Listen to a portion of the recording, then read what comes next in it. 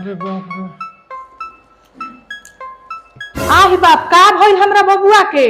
ए mummy जी यहाँ के नु एगो रिक्शा वाला धक्का मार दिलक ह आ डॉक्टर के लगे ले गनी ह देखावे खातिर नु त डॉक्टरवा चेक तो कर दिलक ह बाकी कहलक ह कि इनकर याददाश्त चल गई।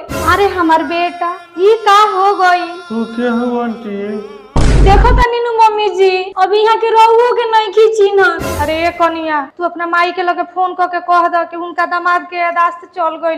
हाँ हाँ मम्मी जी ठीक कह तनी रुकी माई से बताइए दे तनी हम। The number you are trying to call is currently not reachable. Please try again later. A mummy जी हमरा माई के तो मोबाइल बंद बतावो ताटे एगो काम करो तनी अपना छोटकी बहनिया के लगे फोन करके कह दे तनी। कह दो।